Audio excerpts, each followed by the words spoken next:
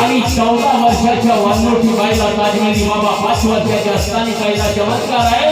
जेव्हा उमरी मारून असताना मामाच्या गावाला जात होते त्याला रस्त्यामध्ये 14 वर्षाची वानोटी बाई मिळाली आणि त्या 14 वर्षाच्या वानोटी बाईच्या डोक्यावरती बाबाने हात ठेवला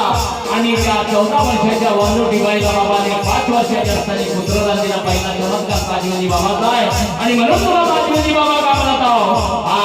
आनंदले तुझ्याने माई बाबा मागची भीका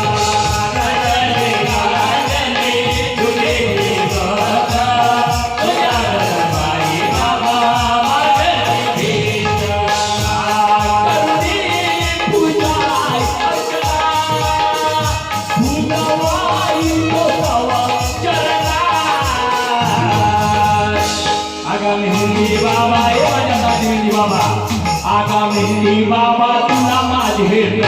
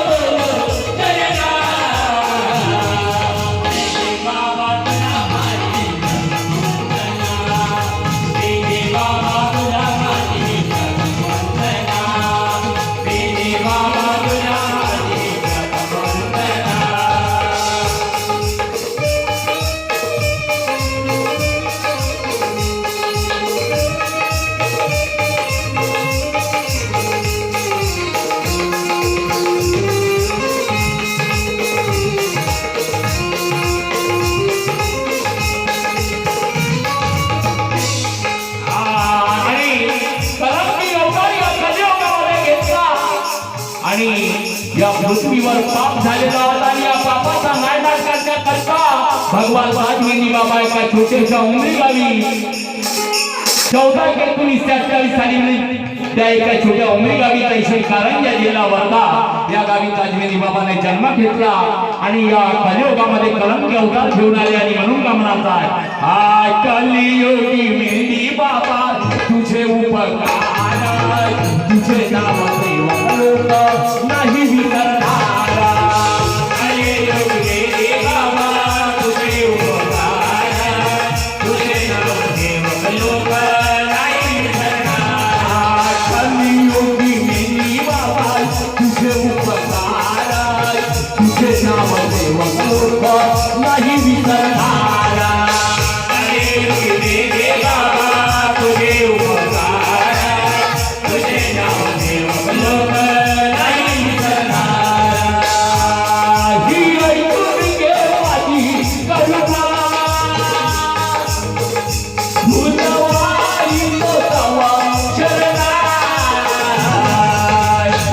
आगामी हिंदी बाबा आगामी हिंदी बाबा तुला माझे नाही हिंदी बाबा तुला माझे नाही हिंदी बाबा तुला माझे नाही सर्वदेव करुणी गणना भूतवाई तो शरणा हिंदी बाबा तुला माझे वंदना हिंदी बाबा तुला माझे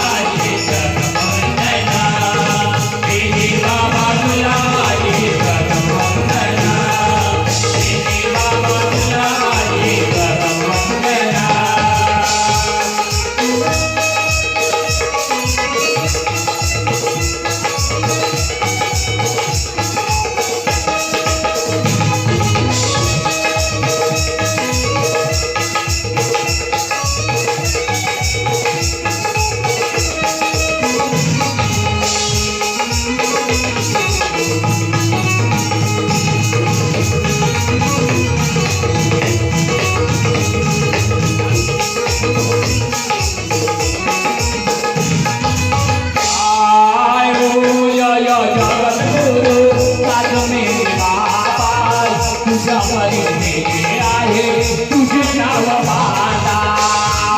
हिंदी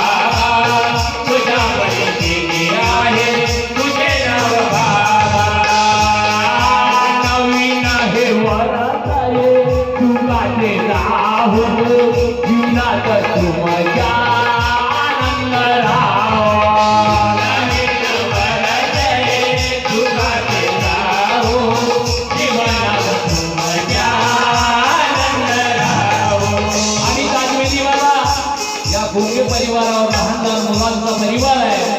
आणि या सगळ्या संपूर्ण परिवाराला आपला सदैव आशीर्वाद देशील आणि सदैव त्यांना टणाटणी ठेवशील आणि इथे बसलेले माझे सेवक बांधव आहेत आई बहिणी आहेत सगळ्यांना आपला आशीर्वाद देशील सेवेत असतील अगर नसतील सगळ्यांना आपला आशीर्वाद देऊ प्रत्येकाची मनोकामना पूर्ण करशील आणि तुला कामना नवीन हे वर्ष सुखाचे नाव जीवनात तुमच्या आनंद राहो नवीन वर्ष हे सुखाचे नाव जीवनात तुमच्या आनंद राहो आणि हा जो कार्यक्रम कामठी तालुक्यामध्ये शेलूमध्ये माझे भुगाव शेलू 3 कार्यक्रम झाले पण आमच्या पिंटू भाऊच्या पुण्यानं मला हा भोवरी गाव पाहायला मिळाला आणि भोवरी गाव असं आहे की तेवढ्या मोठ्या ताजमेली बाबा या गावाचं नाव झालं पिंटू भाऊचा की 15 तारखेला पूर्ण जे सकाळपासून 10 वाजतापासून तर रात्रीचे 11 वाजेपर्यंत अन्नदान आमच्या भोजनदान आणि अन्नदान आमचे पिंटू भाऊ देतात आणि त्यांचे उपकार ताजमेली बाबा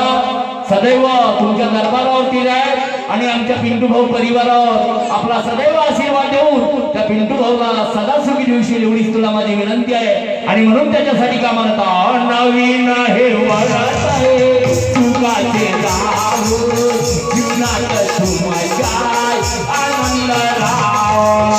नवे नवरस हे सुखाचे राहो जीवनात तुमच्याय आनंद राहो सदा भिक मागितो मी अशोका पैशाची नाही धन दौलताची नाही